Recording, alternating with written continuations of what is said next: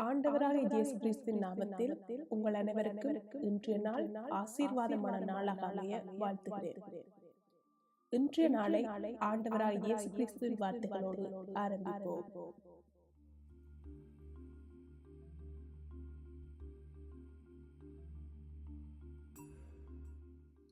இன்றைய நாளுக்கான தேவவசனம் கலாத்தியர் 2ஆம் அதிகாரம் 20ஆம் வசனம்.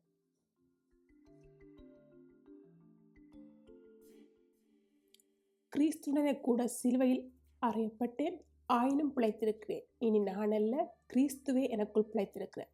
நான் இப்பொழுது மாம்சத்தில் பிழைத்திருக்கிறதோ என்னில் அன்பு கூர்ந்து எனக்காக தம்மைத்தாமே ஒப்புக்கொடுத்த தேவனுடைய குமாரன் மேலுள்ள விசுவாசத்தினால் பிழைத்திருக்கிறேன்.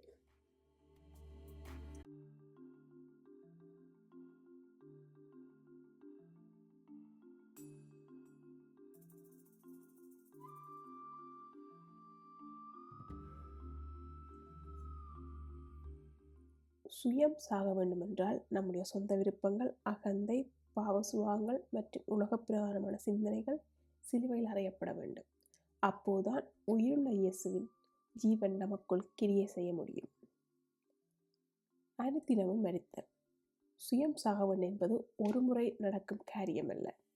அது அனுதினமும் தன்னலத்தை வெறுத்து கிறிஸ்துவின் வழியில் நடக்கும் ஒரு தொடர் அனுபவமாகும்.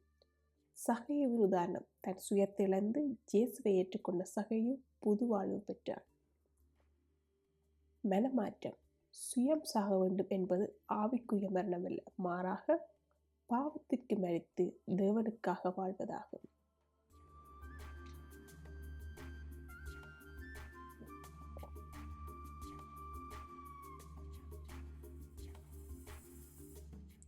இயேசுவை காண சகையை விரும்பினான். ஆனால் தான் காணுமுன் இயேசு தன்னை கண்டுகொண்டார் என்பதை உணர்ந்த அந்த நிமிடமே சகைவில் மாற்றம் ஆரம்பித்து விட்டிருந்தது. சகையு, இன்றைக்கு நான் உன் வீட்டில் தங்க வேண்டும். இதை தவிர ஒரு பிரசங்கமோ ஆலோசனையோ எதுவுமே ஆண்டவர் கொடுக்கவில்லை.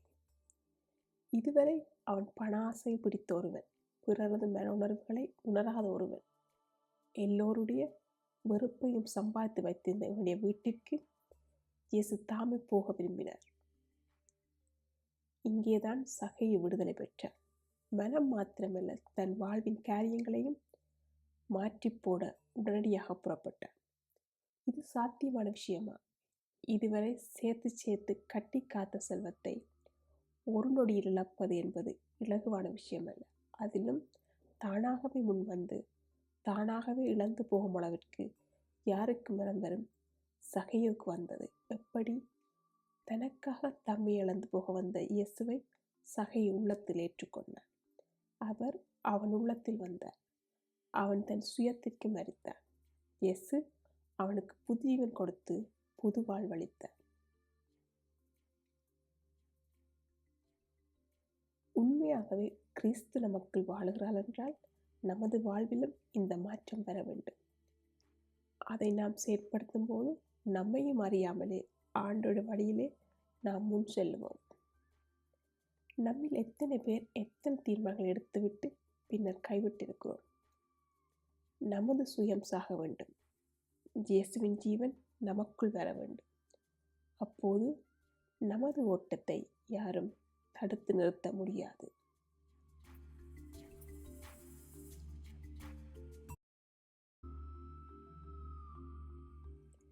இன்றைய நாளுக்கான ஜெபம். அன்புள்ள இயேசுவே, அன்பும் இரக்கம் கிருபையும் கொண்ட நல்ல தகப்பனே, இந்த காலை வேளைக்காய் உம்மை நன்றியோடு துதிக்கிறேன். அன்பின் பிதாவே, சகையுவைப் போல் உண்மையான மனம் திரும்புதல், அர்ப்பணிப்பு எங்களில் காணப்பட எங்களை ஒப்புவிக்கும்.